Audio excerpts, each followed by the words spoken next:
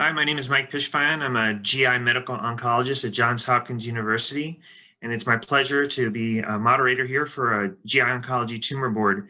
And I'd like to go around and introduce the panel. I'll start with Dr. Zev Weinberg from UCLA. Hi, my name is Dr. Zev Weinberg. I am a GI medical oncologist at UCLA, Los Angeles, California. Nice to be here. And then from Emory, Dr. Pritesh Patel. Hello, Pritesh Patel, Associate Professor of Radiation Oncology, GI Radiation Oncology at Emory.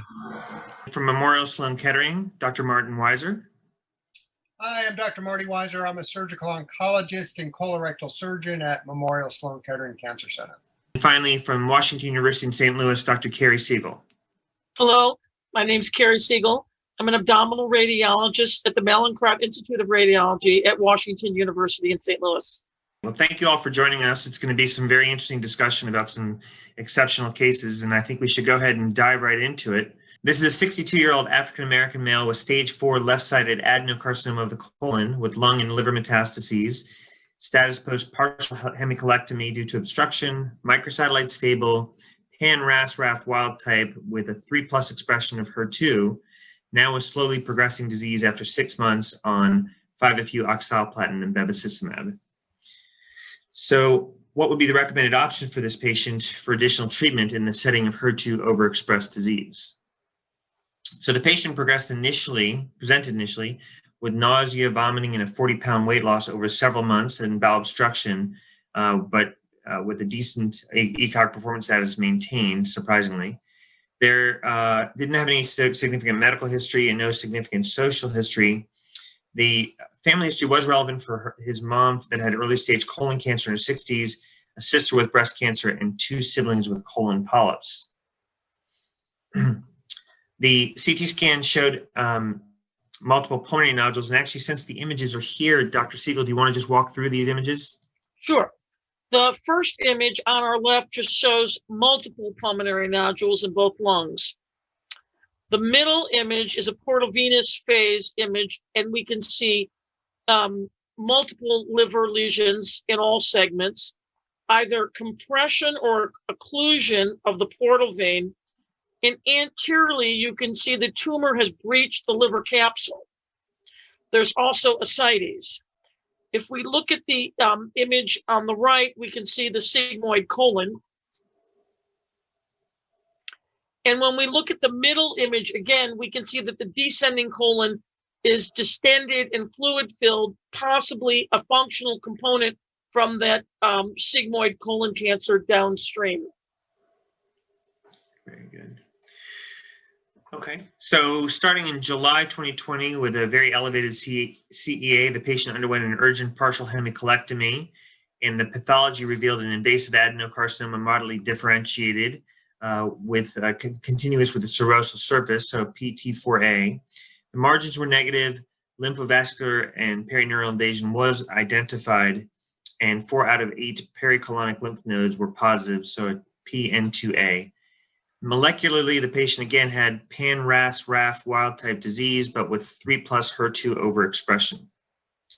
The patient was started on palliative chemotherapy after recovery from the surgery with 5-FU and oxaliplatin. And then after 2 months and sort of waiting for the tumor to heal, the surgical site to heal, bevacizumab was added, and a CT chest abdomen pelvis did show a favorable response with a CEA natering at 5,000.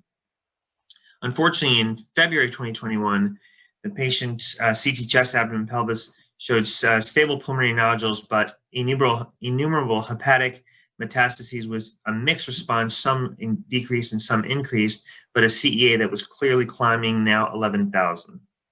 So we're assuming we're moving on to next line of therapy. And so the question is, what are the next line options for patients for second line treatment in the setting of HER2 overexpressed disease? And so, Dr. Weinberg, HER2 is overexpressed in about 5% of colorectal cancers.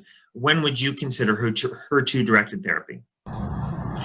Right, so this is a really emerging area. It's pretty exclusively seen in these kind of patients, RAS wild type, left-sided tumors, where IHC elevations and not necessarily are positive, but not necessarily the same degree by in situ hybridization. So distinct from breast and perhaps gastric to some extent, where we're seeing primarily elevations in immunohistochemistry and less so in FISH or KISH.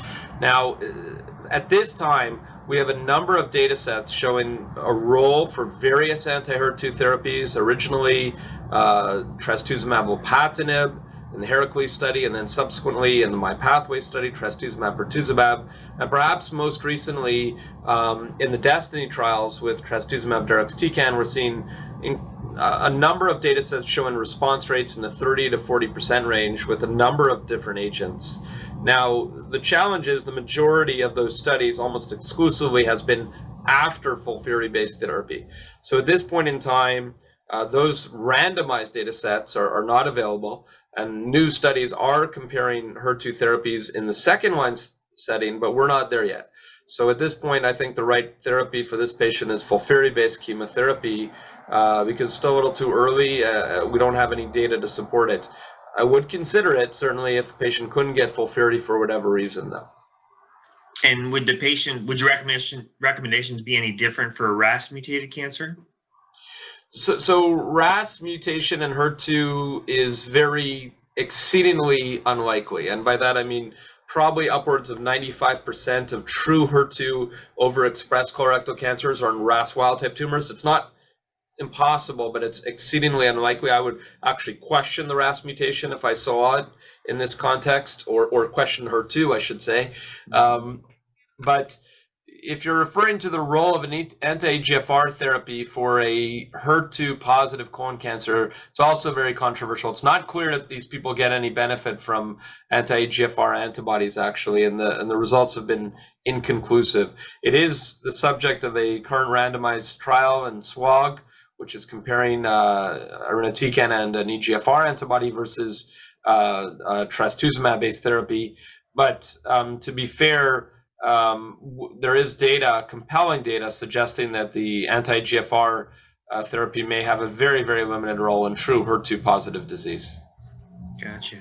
Yeah, and in the Mountaineer trial, there was a few patients who were RAS mutated.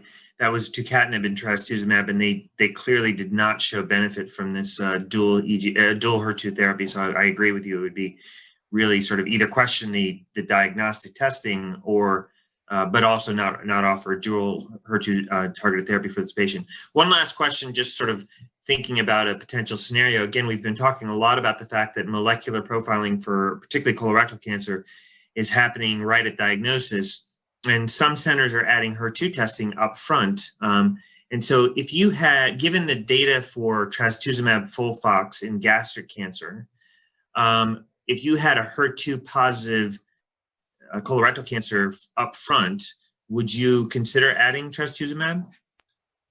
I can't say I have, and I have to say that it's a different disease than gastric cancer, and the whole role of HER2 is quite different. So I personally, I haven't done that, and I probably have seen that pretty rarely, but I probably wouldn't do that yet. I'm not sure there's an advantage there. I think, to be honest with you, most of the data has shown double HER2 blockade is essential, and these drugs are all being moved now to front and second line, so perhaps we'll see more data. But you know, trastuzumab deruxtecan, for example, is moving to a second line randomized study, as is tucatinib perhaps. So, but at this point in front line, I don't think I would quite do that yet. Yeah, I agree. I think there's something critical in this situation about the dual HER2 targeting. I think that's what will end up being most clearly revealed.